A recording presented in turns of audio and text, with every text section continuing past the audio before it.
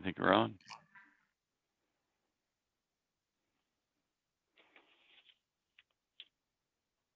Hello, welcome everyone. We'll wait while a couple more participants show in. Looks like we've got a few more people logging in. We'll get started in about a minute.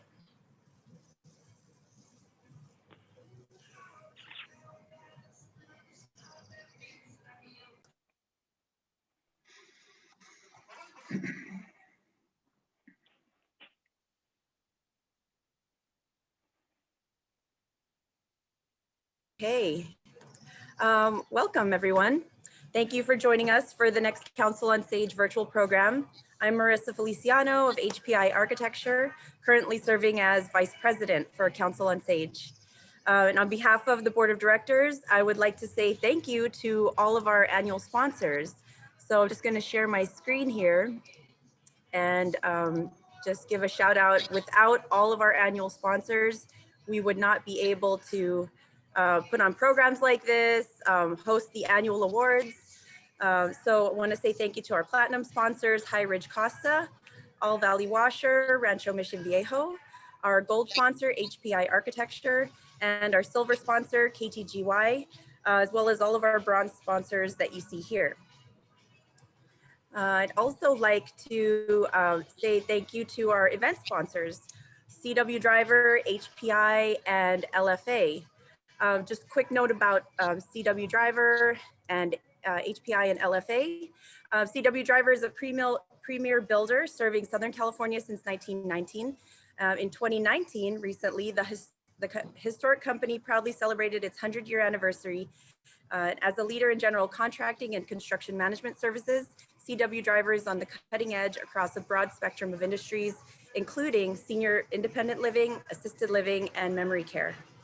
HPI Architecture is a senior living design partner with focused expertise in designing independent living, assisted living, and memory care. And we help owners and operators by listening and guiding them through the design process to develop new senior living communities that feel like home, are one of a kind, and are integrated with the surrounding community. And Labib Funk & Associates, LFA, is the consulting engineering firm that offers structural, shoring, and civil engineering design services. Since opening its doors in 2003, LFA has continuously honed its versatility, priding itself on being cost-conscious, service-oriented, and just very mindful of the whole process. Now I'm going to turn it over to today's moderator. One quick note, if you have questions throughout the program, any comments and questions what you hear today, use the Q&A portion that you see here below, and we'll respond to your questions at the end of the program.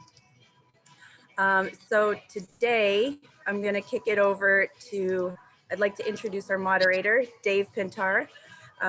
Dave has been with, he's the Director of Project Development at CW Driver, which you've heard, 102-year-old general contractor, specializing in construction management and planning. Dave's been in the construction and real estate development industry for 35 years, and he got his Bachelor of Science degree in construction management from CSU Long Beach. He's a member of BIA Southern California and one of our board of directors. And so with that, I'd like to introduce Dave. Thank you, Marissa. I appreciate it very much. We're excited today. You guys are really in for a treat today. We've got two great gentlemen that are going to talk about their firm, P&B, today. And so I'm excited. I'm just going to read off their resumes real quickly. Mark Jones, Senior VP of Partnership and Strategy at P&B, and he has a sincere passion for developing senior living communities that provide seniors with opportunities to live longer, happier, and healthier lives. Mark has spent more than 20 years in the healthcare and real estate development industry, focused on a variety of disciplines, including development, design, construction, consulting, strategy, and operations. While healthcare real estate development is his primary job function by day, Mark also enjoys spending time with his wife, pups, and golf. Now, I know Mark, and I'm not sure it's in that order because I know he's a big golf guy, so I'll leave it at that. Nolan, the handsome young gentleman you see on the screen here, is Director of Development at PMB. As Director of Development, Nolan is involved in all aspects of a project, from deal sourcing to initial underwriting, all the way through construction and operation. He works across all PMB healthcare product lines, but has focused most of his efforts in the senior living space. This focus comes from a genuine interest in the product type and a passion for improving the industry as a whole.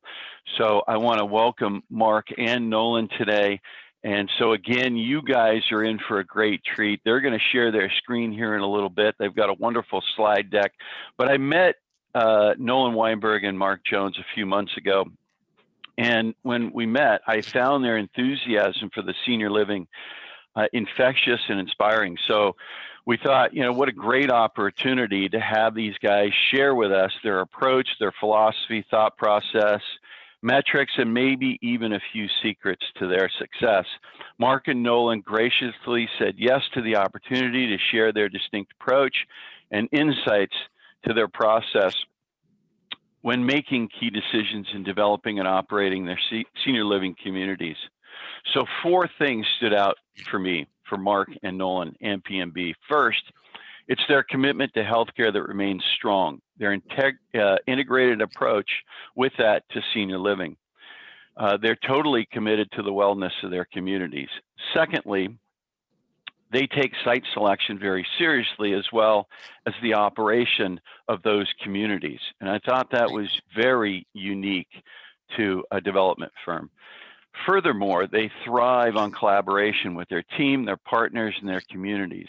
And finally, it's their integrity that stands out, and it stood out to me, and their desire to do the right thing. So with Marissa's help, we worked with Mark and Nolan to put together a presentation with PMB today for you. So you'll hear a lot about PMB today, their culture, mission, their history, and what drives them to do what they do for their senior living communities. And so with that, I want to thank you guys for being here today. And I really just want to start off and ask to give a little bit of background and how you got into senior living. And maybe Mark, you want to start with you?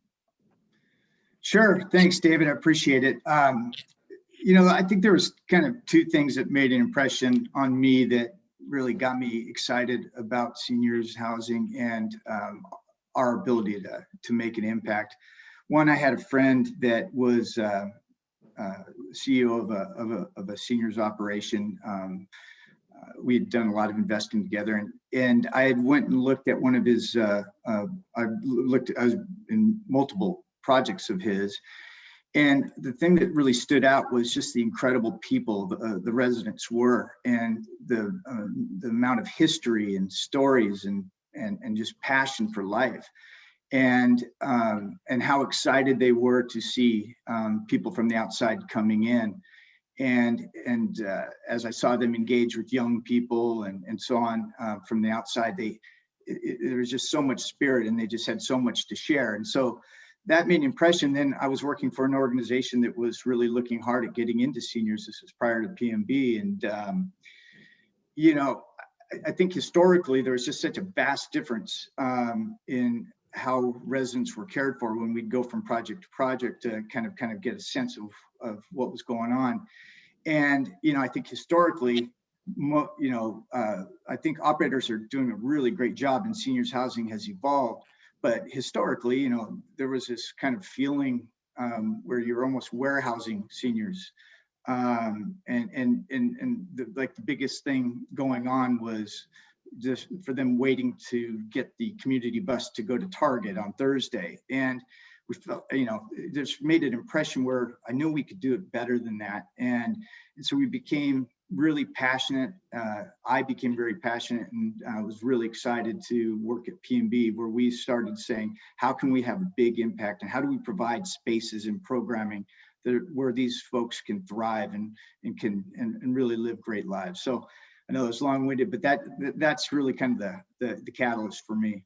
That's great. Nolan, how about you?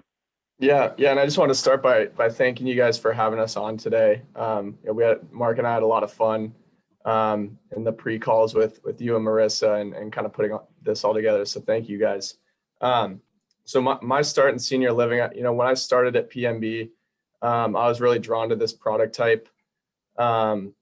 As you mentioned earlier, we do a lot of other different product types, but I saw a real opportunity personally for myself and my career because we were growing our senior living vertical. And as I started working in it and touring some of our communities and some of our operating partners' communities, you really see the impact that you can make on these people's lives. It's not only somewhere that they live, but it's somewhere that they receive healthcare. And to be able to kind of balance that and create an environment where they can, not just age but thrive is really special. So that's really what attracted me to the product type.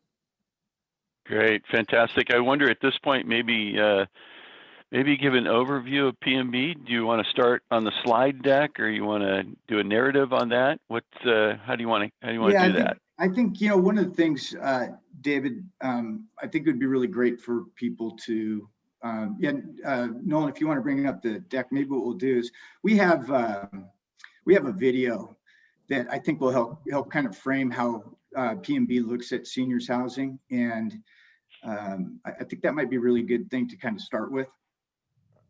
Are you guys seeing the slideshow right now? Yeah. Yep. Okay.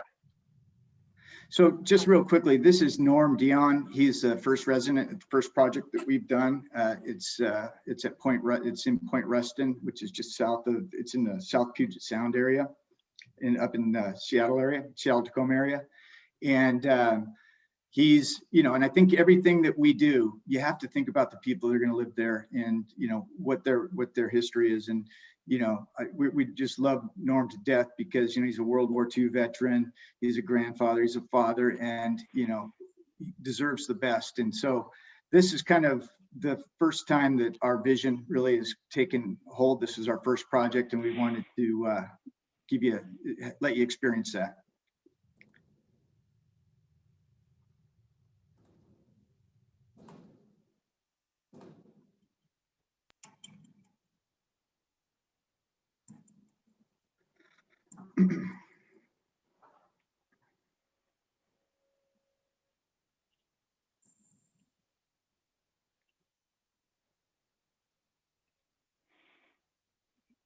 Maybe try and relaunch it, huh?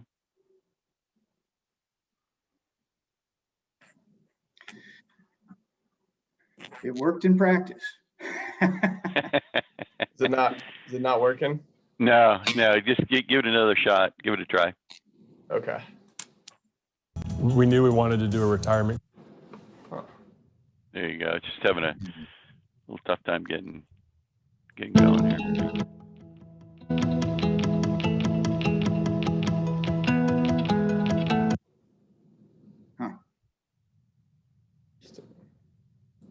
Let me There you try go. it. Yeah. Try to share it again.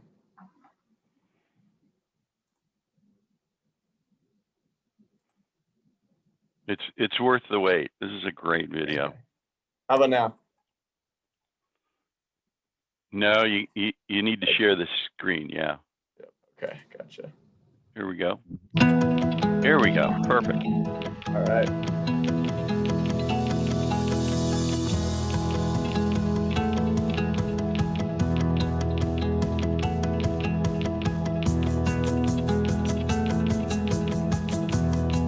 When we first saw this site, the opportunity was so massive and so obvious that we knew there was something here. We knew we wanted to do a retirement community with our partner GenCare, but we had to really understand within that opportunity, where could we differentiate, where could we really make something impactful. Bring care into the home, which we consider this building a home for people. We're really part of a dynamic new beginning in senior living.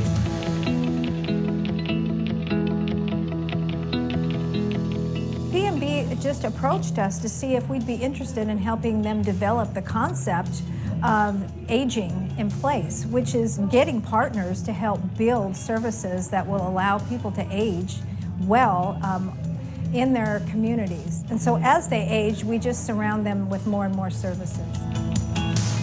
What we are is a mobile urgent care. We can see you in your home. We can see you basically anywhere. We're focusing on health and wellness and how that, proactively and preventively can impact the lives of our residents and allow them to live a lot longer, healthier, happier, and more purposeful lives.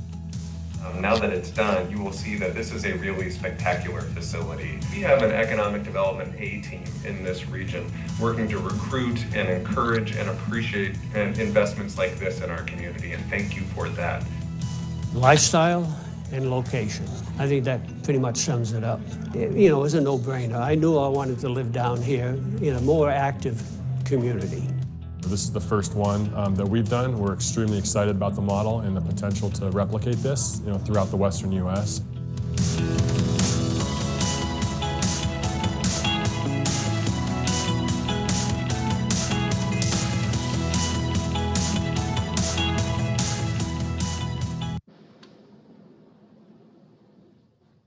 Wow. That is absolutely amazing. So maybe we can go a little bit further and talk about the progress of PMB and how your firm is put together. It's some of the culture and how you guys got into senior living. Sure. Yeah. Well, so yeah, that's our first project. As a general rule, PMB, everybody in our organization understands how fortunate, what a fortunate position we're in to where we can positively contribute to society with our buildings, and we take it really seriously. And so PMB is 100% committed to healthcare real estate. It's all we do, and we want to be the best we possibly can at it. We focus. Our projects are typically, it's really west, so it's Texas, Colorado, Arizona, and then really up the coast. We have developed in other states around the country. We will continue to do that opportunistically, but I think as a general rule with our organization is we're really focused on quality over quantity, and we'll go wherever that quality is. So we're excited about that. On our development side, we have about 23 professionals, all really committed. And then we have, because we're long-term holders of our buildings, we have a property management company that consists of 70 healthcare real estate management professionals. There's about 70 of those folks, and they're really critical to our organization. They manage around 5 million square feet and 60 plus medical office buildings. So really great, important part of our organization. So PMB, these are our metrics, and we're a 50-year-old company. We've gone through all the peaks and valleys of healthcare. We've seen the evolution of healthcare, and so this is what we've done to date. We're proud of it, but that's now really we look towards the future, and we want to be as relevant tomorrow as we are today. So, and that's consistently changing, continuously getting better and evolving. So I think the thing, to know PMB, is the most important thing about us is, we are long-term thinkers. We think about everything, whether it's our buildings, it's our relationships. We really have an infinite mindset about what the future needs to hold. And so we don't make any sort of short-term decisions, but the foundation for which PMB exists. And I love this. This is the most important thing about our organization is in order to have that long-term thinking, in order to have that long-term value in things that we're creating, we have to do the right thing, and we have to do the right thing all the time. And that doesn't mean do the right thing for PMB. That's do the right thing for the project, do the right thing for our partners, do the right thing for our clients. And that solidifies and builds a long-term relationship that we can grow together. We all have to win. We all have to do the right thing together. And that's something that is, it's just a absolute can't miss thing. And that's how all our decisions are made. Again, we're small, we're agile, And we sit in a room, and essentially the first thing we say, what is the right thing to do? So when you look at, well, I guess that's pretty much the foundation of it. I mean, I think maybe, David, I'll tell a little bit about kind of what our portfolio looks like and kind of how that's all built. That works for you? Great, absolutely. I think this slide's important in the sense that, you know, again, all we do is healthcare. So we serve our healthcare clients across the continuum, and we've had to evolve. Where we started off doing mainly medical office buildings, as healthcare's evolved and the needs of our clients have changed, you know, we started to do get into post-acute, inpatient rehabilitation facilities, behavioral health. We're looking really hard at life sciences. We think that's something that we can really bring a lot of value, and we're looking for the right project to do in that area. You know, and I think when you look at that open space on that wheel there, that's what else is it? What, you know, we don't know what the future means, but we'll be there when the time is right and we can bring value. But one of those key components was seniors. And as we talk to our healthcare clients and you look at the aging population, we know that we have to help, and we can bring value in helping them manage that aging population. You know, I think just on a quick note too, you evolved. I mean, it was such a natural evolution to go into senior living from having that solid base of a healthcare plan. Our program. So anyway, I can appreciate why you guys moved into this part of the industry right here. Yeah. No, it's such a natural fit. And the great thing about it is it was to a person absolutely knew that this was something that we need to do. It was something that we knew we could impact. We all have grandparents and that you know, that have gone through various struggles, and whether that's in the medical world, you know, and they're going and seeing doctors and what have you, to there's just a point where they just couldn't care for themselves anymore. And I know for sure, when we looked at it from our perspective, it wasn't about just go sending them somewhere and they're going to live out the rest of their lives. Where can we create spaces where they can go and they can actually thrive, and they can test their minds, your focus on their wellness and all the great things, and to provide all those great things that enable them to be the best that they can be and to be as independent as they possibly can. Yeah, it's good stuff.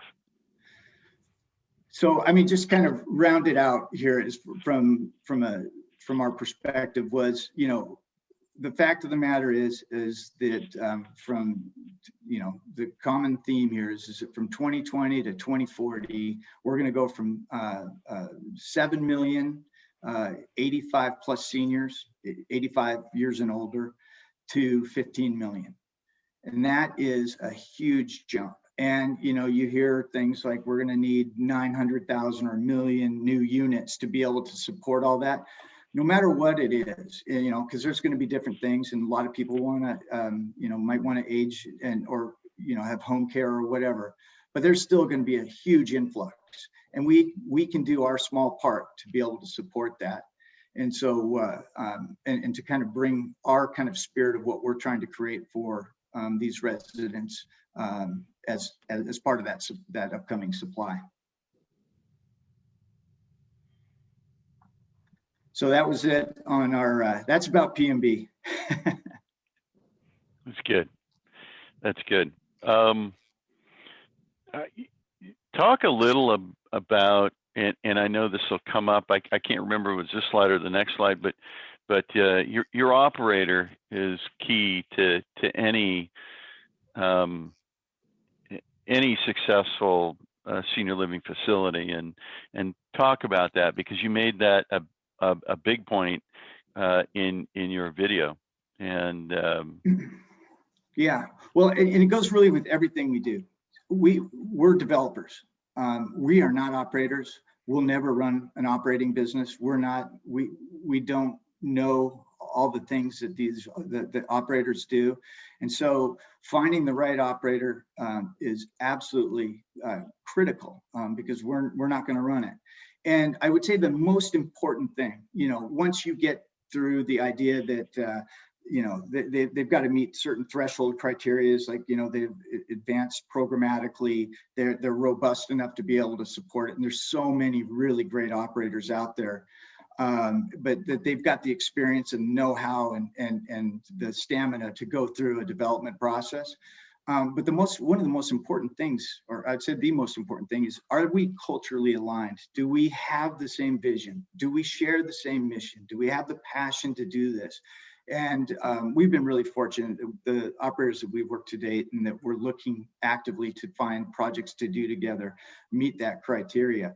And I would say another really important thing that to us is we're not interested in having an operator that's, coming in and managing it. We're paying a management fee. That's we want them to be fully vested in this. We want them to joint venture with us. We want them to invest pari passu with us. And I think that helps create alignment, and that's kind of a critical component to us.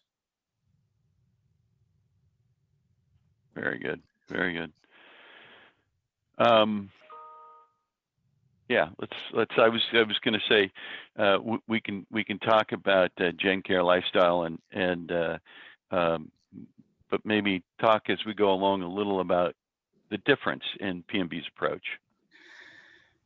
Yeah, so like I said earlier, I think P&B really comes from a quality over quantity. We are, and I think Nolan's going to talk about this, is, finding the right site means everything to us, and that means it's highly differentiated. We're not interested in developing and building a Me Too product. We want something where it's hard to replicate. And so what that means is differentiation can mean a lot of different things to different people. But from our perspective is that it has to be in an area that is, like Point Ruston's in a master plan community. It's got a mile of walking trails along the water. It's got access to organic grocery stores right outside the door. You're able to go to, we want that intergenerational connection. So we want it to be in places where residents, if they can go out and connect with the real world and share their stories and those types of things. So we're really, really hard on how we look at what we're going to develop and where. I think last year we looked at 60 plus different sites, and we picked one. And I mean, and we did a lot of underwriting on those sites, and it's difficult to find the right one. But when you do, you know it. And then I think really importantly that that it's in a place where we can deploy our integrated care model, which I'll overview a little bit later here in our presentation. So, I mean, Noel, just if you kind of go back one to GenCare as being, I've kind of gone through a lot of this, but GenCare really met all of those requirements for us. It was in a place where no other seniors housing community was going to be able to be built. It was really essentially right on the water. It had 159. We built 159 residences, and it's great. It's got everything that you could look for inside of the building. It's got it has, again, all of those amenities outside the door that really creates great experience for the residents. So no, then I think we can move on from there. So, but I think what's really important is, so we have the external opportunities, but one of the things that GenCare offers, and that we kind of worked with them to develop, or kind of, to grow a little bit, is they have and we kind of created under this whole life living type of program, which essentially it's really focusing on really 4 main components, but we've added a 5th. It's culinary. So this is all about wellness. This is all about what's best for the residents, and how do we give them the opportunities to live their best life. And so a lot of times that's gluten-free. I think they've got a gluten-free menu. They've got a gluten-free certified kitchen, and which is great because there's a lot of people that are looking for that, but we can serve everything else. They've got a state-of-the-art Stay Sharp program that's focused on emotional and social well-being. So what are those kinds of programs that will, again, inspire, create opportunities, stimulate their activities, help them find the things that they can be passionate, they either are, or help them find new passions and new experiences that will continue to help them grow. Everybody in this community has access to the gym. They have personal trainers, and they focus on what's right for that resident. Develop programs that help them continue to grow, strengthen, and really help them any current issues that are going on. Let's address those if we can in that environment. Creating purposeful opportunities. So again, creating connections with the local colleges, access to classes, both on our campus and on their campuses. So just creating all those types of opportunities. And then our Whole Life Connect and integrated care, which I would love to tell you about. So what we did is at Point Rest, and because of our experience in healthcare, we've got all these great relationships, and you've got all these great partners that all actually have an interest in providing, providing services to this age cohort, right? The average age now is what, 84, 85, 86 years old that are going into these, and they're at the greatest healthcare spend that they'll be in, at any point in their lives. And so this whole idea of how do we focus on wellness as opposed to reacting to symptoms? So as opposed to just going in there and then when you get sick, we'll get you out to the hospital or to the doctor or what have you. How do we bring partners like Multicare in? How do we focus on, let's assess your health. What is the things that we need to do to address that now? How do we proactively manage it? And then working with Multicare to train GenCare staff on what to look for, or if you see certain things that are going on, to be able to then actually have a hotline communication with the health system to be able to actually, this is what I'm seeing, what should we do? So what we're trying to do is counteract before they get sick and actually go to the hospital, and oftentimes go to the hospital and get sick from something other than what they went there for. What we want to be able to do is we want to be able to we want to keep them there. We want to keep them where they live. Now, if they do get sick or something does occur, we also have a partner that we work with, which is called Dispatch Health. So we don't want them to go to the hospital if they don't have to. So can we bring everything that you would find in an urgent care to their residents instead of carting them away in an ambulance? Now we can actually have somebody go to their room and care for them, and at the very least triage them, and then coordinate with the hospital for how they're going to bring them in if they need to go in. So Dispatch Health can do about 85% of what you could ever do in an emergency room, including labs and imaging and those types of things. And so now it's, let's go to your room, let's keep it private, let's talk, let's see what we got to do, and then we can make decisions. So it's much better for them, and we want to keep them there longer if possible. And then last but not least, as part of this kind of integrated care, continually finding opportunities where we can expand our services. An example of that would be Olympic Sports and Spine. It's an orthopedic group. Oftentimes seniors either are not healthy enough, or they might be overweight or whatever, but they might not be ambulatory because they need to have a knee surgery or hip surgery or what have you.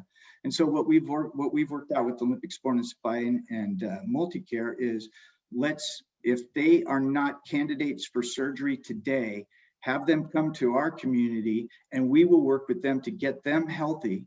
And when they are ready, we'll have a concierge service that will coordinate their surgery, and then they can come back to us to rehabilitate.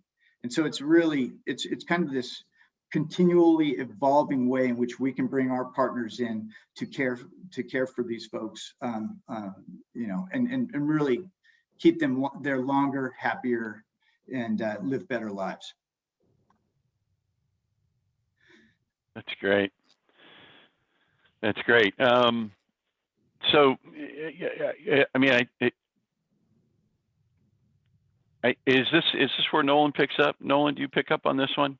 Yeah, it is. Okay, before we just do that, I just want to say, just backtrack a little bit. You talked about GenCare and your partner and operator. But what I really like about that is the integration of the healthcare and what's best for the senior. And it really develops a certain culture around your facilities that really is all about the senior and all about making them healthy. And so often you hear the ambulance go by and they're headed to a senior living facility. And more often than not, if there's something wrong, they pull them to the hospital. So I really like that about your model. I know this is where Nolan's going to pick up, and I'm interested in this, and also interested in as you open up your playbook and talk a little about site selection and again the demand in market. So I appreciate that. Go ahead, Nolan. Yeah. So I'll just start off with the site selection is absolutely critical to a project's ultimate success. And I'll caveat that with kind of everything that Mark just explained, which is that the operator is, the most important piece, but the real estate itself absolutely has an impact on how successful a project ultimately will be. So, one of the first things we look at when we're looking at a site is there demand for additional units there? I think everyone has a slightly different approach in evaluating this, but we can all sort of agree that there's an overwhelming demand for seniors housing coming, and Mark shared some of those figures earlier. That our aging population is going to drive that demand, and I think that's one of the reasons that everyone here is listening and that we're talking about it today. So just to hit on a couple more of those figures, so 20% of the U.S. population will be 65 and up by 2030. And over 90% of this population is living with one or more chronic diseases. So, there's a real need for care for this population and providing that care in the home. So, the question becomes, how does this demand manifest itself in a more micro market? We look at sort of three main drivers to start off. So we'll look at market fundamentals, so occupancy, rents, rent growth, that sort of thing. The second thing we're looking at is demographics. So income qualified population, elderly population, home prices, that sort of thing. And the third and final thing that we're looking at initially is penetration rates, which is the number of units in a market divided by some sort of population group. So usually this is looked at households 75 and up. But you can look at different population groups and how many units per person there are. So I think, to really grow the demand other than the demographic wave that's coming, it's our responsibility as an industry to make this a more attractive living option for seniors. That's really increasing demand organically by increasing this adoption rate. And I think, that's something that we really aspired to do with our Point Ruston project, and I think have succeeded so far. I think many operators and architects and contractors have done a great job getting the industry to where it is today. But there's room to grow. The 75 plus penetration rates across the country and primary markets are right around 11%. So if we can increase this rate by just a small amount, it's going to result in hundreds of thousands of additional units of demand. So the question becomes, how do we grow this penetration rate? And I think, the first thing is improving the product. Another big thing is making it more affordable. And you're seeing a lot of operators start to launch middle market brands to achieve that goal. And I think one big way to impact the industry is you're seeing a lot of new entrants. So as Mark was explaining earlier, we came from the healthcare world, mostly medical office. You're seeing a lot of hospitality developers enter the senior space. And so with this comes, new ideas and new ways of doing things, new best practices. So it'll be interesting to see kind of how the senior living industry evolves as more people start to get involved from other sectors. The last thing I'll hit on here is we're starting to see a lot of support from federal, state, and all the way down to the local government for increasing the supply of this product type. The state of California signed an executive order a couple years ago and has come up with this master plan for aging, which is the graphic you see up on the screen here. And we really felt that their goals and their initiatives kind of aligned with what we're trying to accomplish as a company. So we're starting to do some research on this and kind of see how we can utilize it in our efforts. So once we've determined that a site has demand for additional units, there's a lot of other characteristics beyond demand that we're looking for.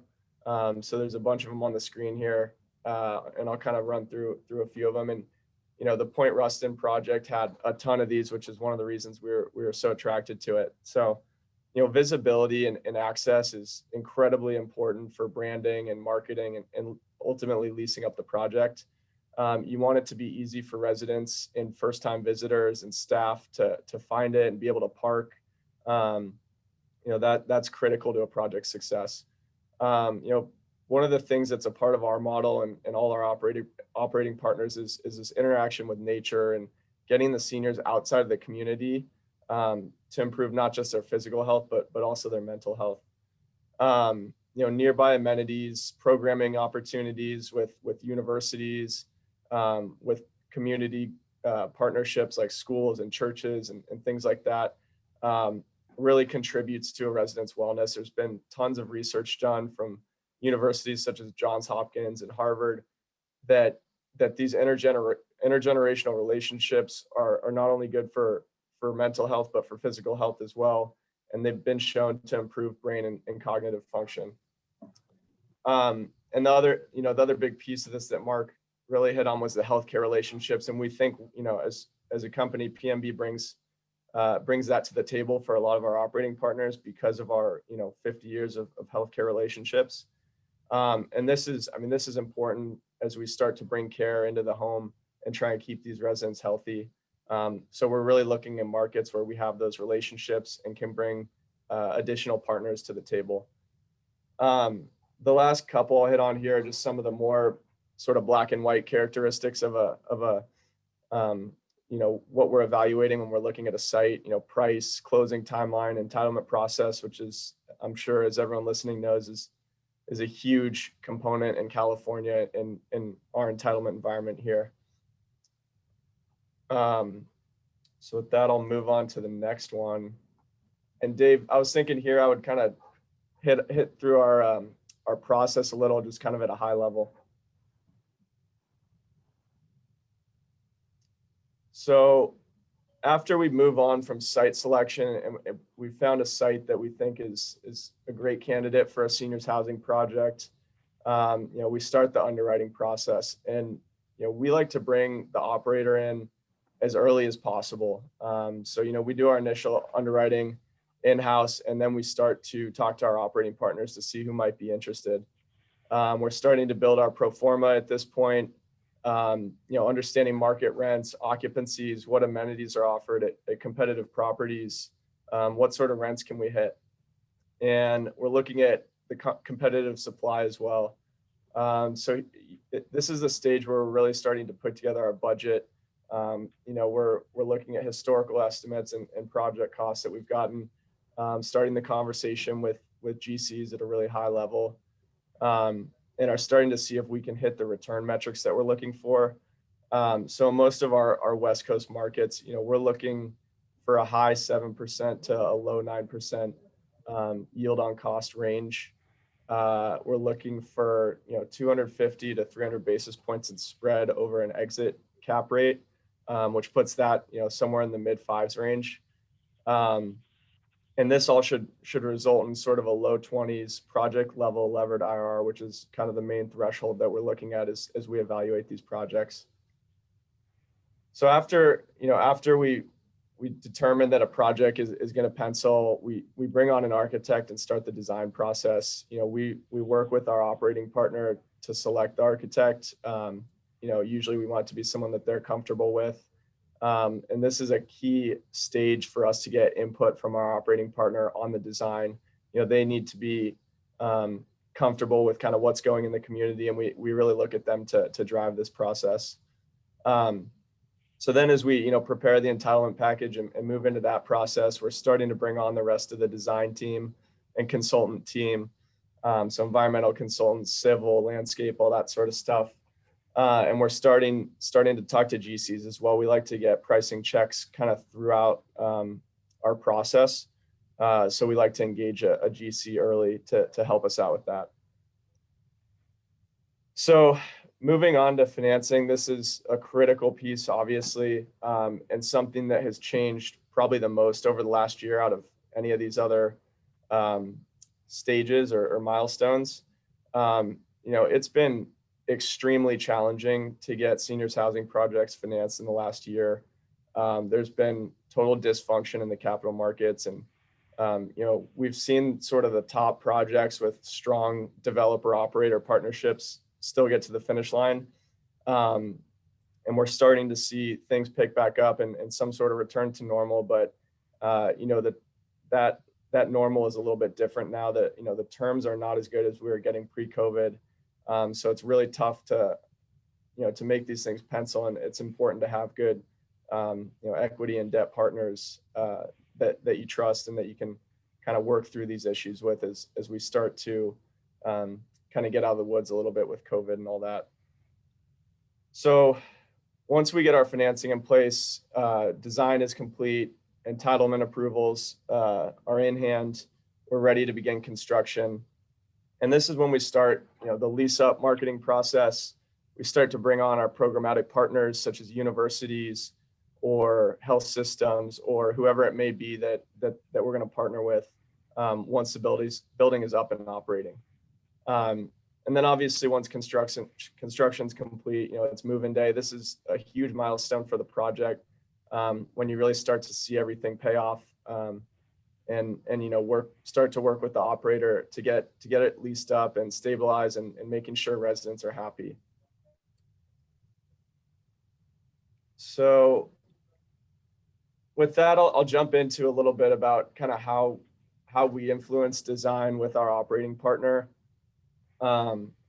Personally, this is one of my favorite parts of the process, even though I'm not an architect by any means and know very little about how to design a building, but I think it's really special, this part of the process, because you're really influencing the place that people are going to live one day.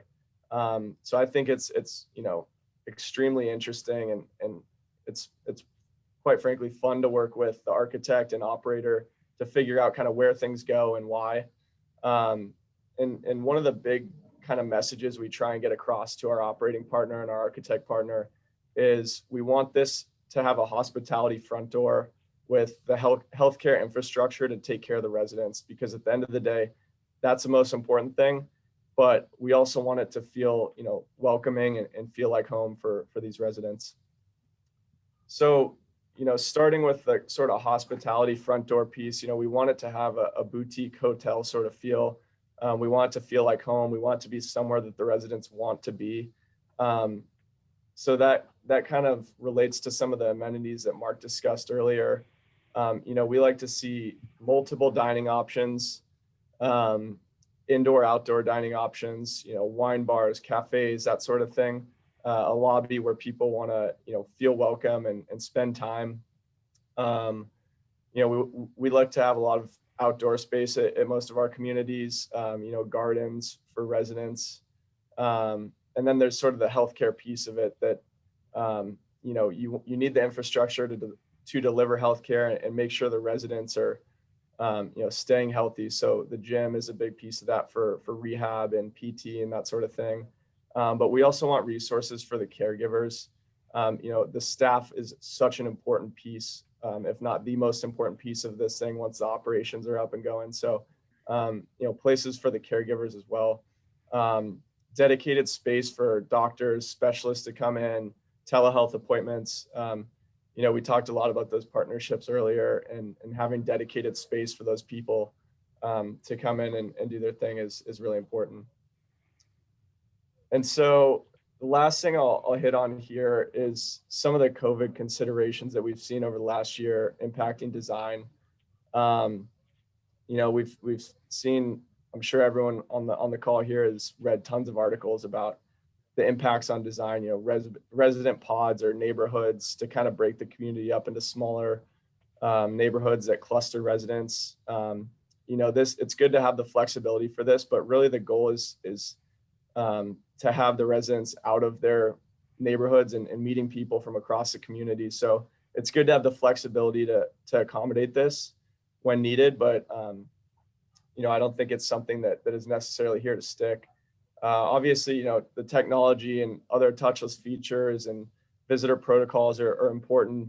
I think outdoor spaces is one that is huge and is helpful to have during a pandemic as well. But at the end of the day, it's all about a balance of socialization and safety. You don't want to keep the residents in their rooms, but you need to keep them safe. So, working with the architect and the operator to figure out kind of what the best solution is here is paramount. So I think I'll kind of finish up my piece here with a little bit of a statement on kind of COVID and where we see things going over the next, 18 to 24 months or so. COVID has absolutely rocked the senior housing industry. It's not the same as it was a year ago. It probably never will be exactly the same. And we've heard all sorts of, estimates on when there's going to be a return to normal. Everything from end of this year to 5 years from now. And, I think like any good answer, it depends. It's probably somewhere in the middle of that time frame. I think we're looking at the next 18 to 24 months is, very critical to ramping things back up and trying to get, some sense of normalcy back into these communities. But I think, for us personally, we've seen this as an opportunity. I think it's weeded out some groups that weren't necessarily serious about being in senior living. They read all the headlines about the demographics and all the demand and stuff and weren't serious or passionate about, really delivering a quality product for seniors. So I think some of these challenges and difficulties that COVID has brought on have started to weed out some of those groups and have really left the, sort of quality architects and contractors and developers at the table. And so we're excited as a company to kind of see where things go over the next 18 to 24 months and how we can turn these challenges into an opportunity.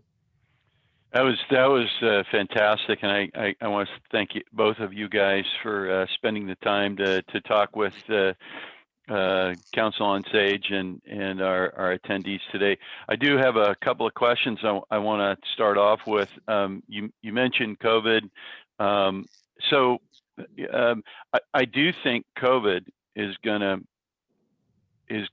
sort of filter out the weak and keep the strong and good quality companies, allow them to survive through this.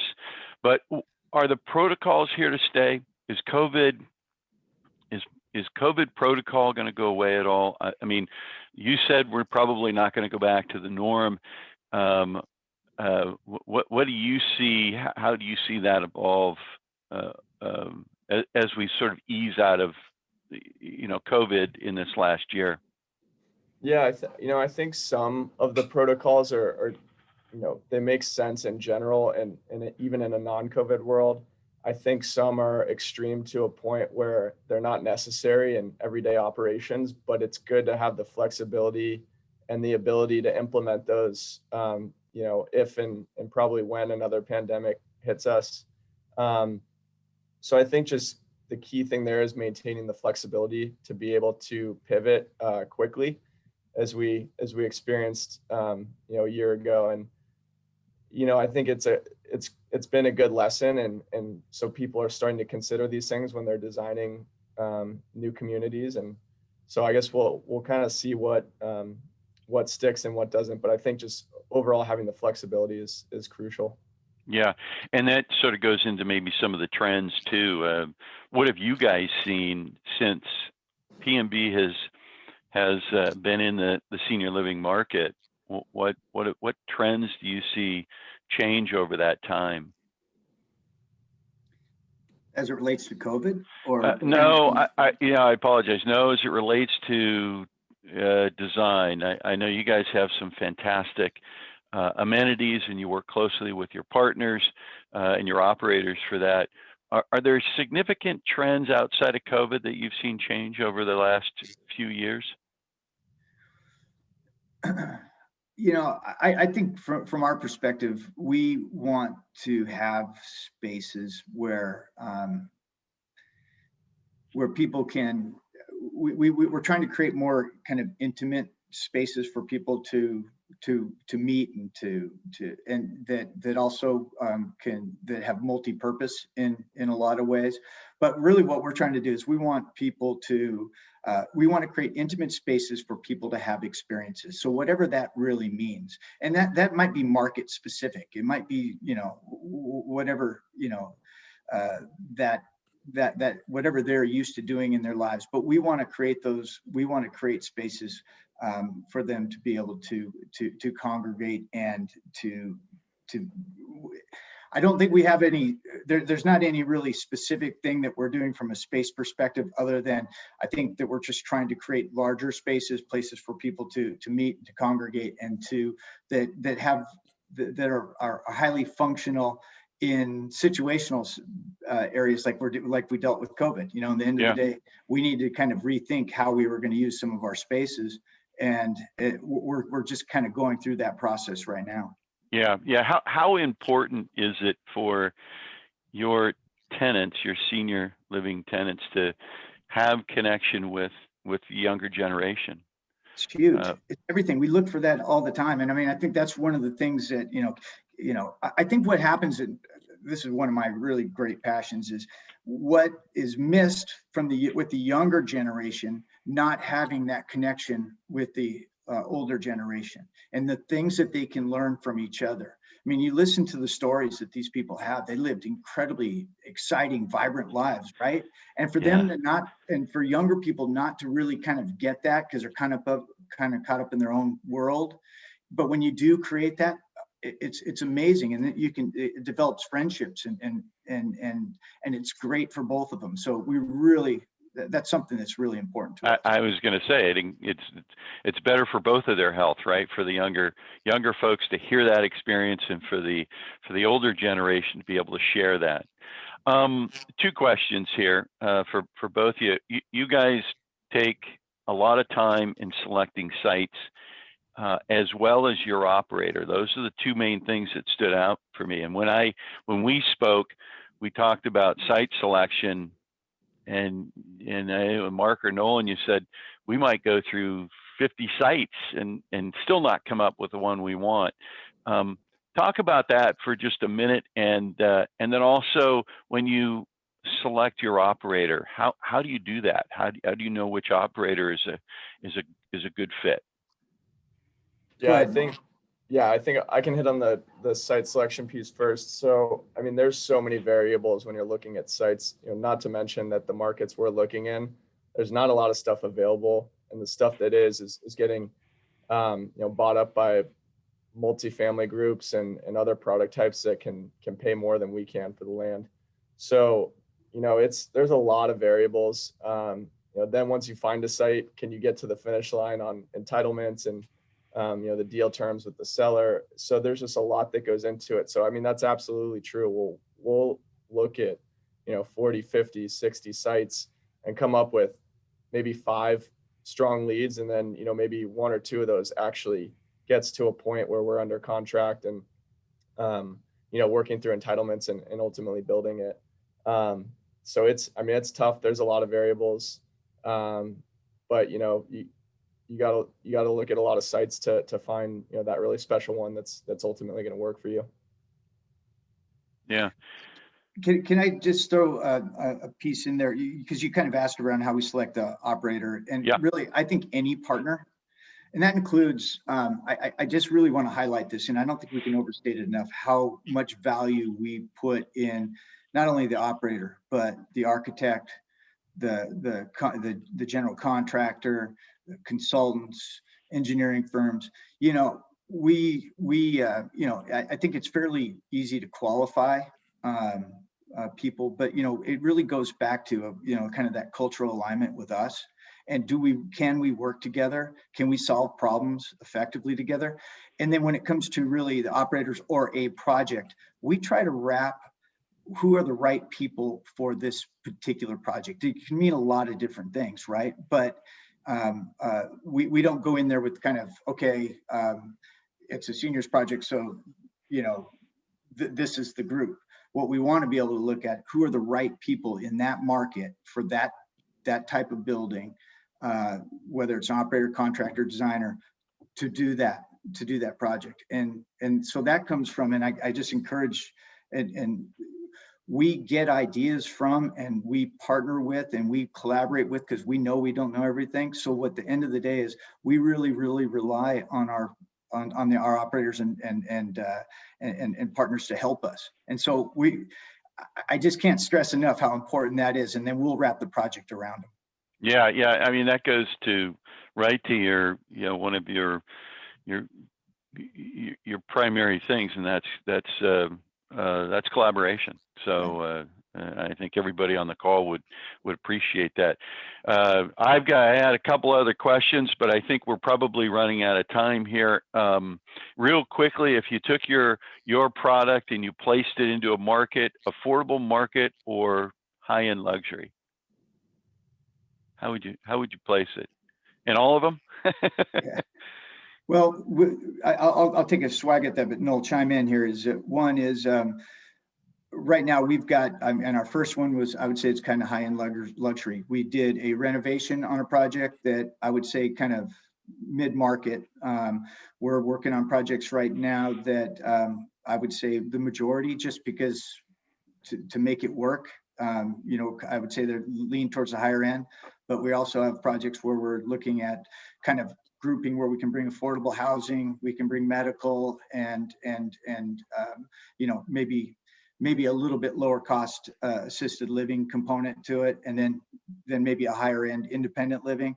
So again, it's really, again, market specific, but on the grand scheme of things, in order to be able to, you know, to get it done in kind of this, the way that we want to do it, it's probably leaned more towards the higher end. Fantastic. Well, we're out of time. I think we probably could go on more with this, and we really appreciate both of you spending time with our audience today, and it's fantastic to hear that P&B is doing so well, and we look forward to seeing more of your projects go up. And with that, I'm going to hand that over to Marissa. Marissa? Yeah, I think I learned so much. I've been talking to you guys for months about all of this, and I learned so much more every single time. You're adding on so much insight and sharing so much information with us and the whole group. So Council on Sage really appreciates you being part of a program today to do this. We really appreciate this. Yeah. Thank you. Appreciate you guys having us. So yeah, and then before we go, just coming up, Nolan, if you stop sharing your screen, I'll just share a little bit about our upcoming events. So just a few things to stay tuned for. Next month, we're working on, you hit on a good note just with your last comment, Mark. We're working on an affordable senior housing panel coming up with Jamboree Housing, related affordable and innovative housing. So stay tuned for that. That link will be posted shortly through BIA and on our website. We're going to do some sort of golf-related summer social coming soon, June, July. Mark, I'm probably going to see you there. September 16, save the date for our fall program, and October 21, our Sage Awards is back this year. So we'll be putting out a call for entries fairly soon. So just to save the date. And thank you all for attending our Sage program today. Yeah, thanks everyone. Appreciate it. Thank you. Have a great week.